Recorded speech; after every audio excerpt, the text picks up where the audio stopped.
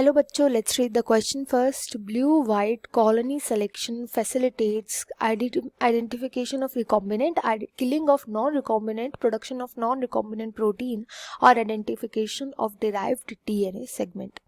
Blue white colony selection में हम इनमें से क्या देखते हैं ये हमें यहाँ पे डिस्कस करना है. तो जो यहाँ पे की कॉन्सेप्ट हम यूज करेंगे वो हम blue white screening, blue white colony screening method को देखेंगे.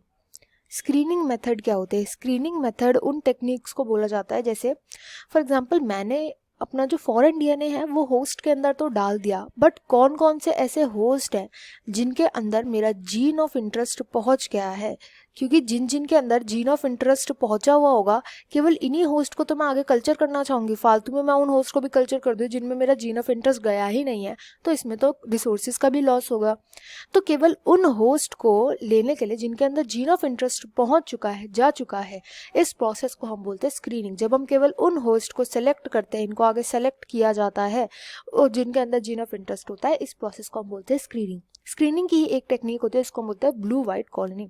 ब्लू वाइट कॉलोनी सिलेक्शन में जो हम यूजुअली प्लाज्मिड का यूज करते हैं जिसके अंदर हमने अपना जीन ऑफ इंटरेस्ट डाला होता है, ये होता है PUC19, PUC19, PUC19. इस PUC19 का ये स्ट्रक्चर होता है. यहाँ पर ये वाला जो सेक्शन है इसको बोलते हैं LAC-Z जीन. LAC-Z जीन वो जीन होता है, आपने पढ़ा होगा ये ऑपरॉन में, लैक ऑपरॉन में भी प्रेजेंट होता है. ये जीन देता है बीटा गैलेक्टोसाइडेज एंजाइम को, बीटा गैलेक्टोसाइडेज एंजाइम को देता है. अब ये बीटा गैलेक्टोसाइडेज एंजाइम अगर ये रिएक्ट करता है विद अ कंपोनेंट जिसको हम बोलते हैं एक्स गैल के साथ अगर ये रिएक्ट करेगा तो रिएक्ट करके ये देता है ब्लू कलर का कंपाउंड देता है. वेयर एज एक्स गैल जो होता है ये वाइट कलर का एक सब्सटेंस होता है, वाइट कलर का होता है ये. तो अगर बीटा गैलेक्टोसाइडेज प्रेजेंट नहीं होगा मीडियम में तो वो मीडियम जो है वो वाइट रहेगा.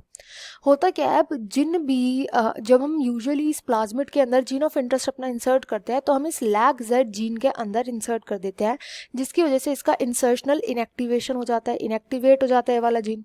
इनएक्टिवेट होने की वजह से जिन भी प्लाज्मिड के अंदर ये जो बीटा गैलेक्टोसाइडेज है प्रोड्यूस नहीं होगा. क्यों? क्योंकि हमने तो यहाँ पे अपना जीन ऑफ इंटरेस्ट डाल दिया, तो अब यहाँ पे जीन इंटरप्ट हो गया, इसलिए बीटा गैलेक्टोसाइडेज प्रोड्यूस नहीं होगा. हम क्या करते हैं, हम लेते हैं मीडियम जिसमें कि हमारे होस्ट सेल्स प्रेजेंट होते हैं. इन होस्ट सेल्स के अंदर हमारा प्लाज्मिड भी प्रेजेंट होता है. अब इन प्लाज्मिड को हम रिएक्ट करवाते हैं एक्स गैल के साथ. अगर एक्स गैल के साथ इन्होंने रिएक्ट करके ब्लू कलर दे दिया, ब्लू कलर की अगर कॉलोनीज बन गई, इसका मतलब ये होता है कि यहाँ पर जो बीटा गैलेक्टोसाइडेज है उसका फॉर्मेशन हो गया है. और अगर बीटा गैलेक्टोसाइडेज का फॉर्मेशन हो गया है इसका मतलब क्या है, यहाँ पर इंसर्शनल इनएक्टिवेशन नहीं हुआ. इसका मतलब कि हमारे यहाँ पे जो जीन ऑफ इंटरेस्ट है वो नहीं डला. तो जहाँ जहाँ पर भी ब्लू कॉलोनीज होती है उसका मतलब होता है जीन ऑफ इंटरेस्ट यहाँ पर नहीं डला है, जीन ऑफ इंटरेस्ट इंसर्ट ही नहीं हुआ.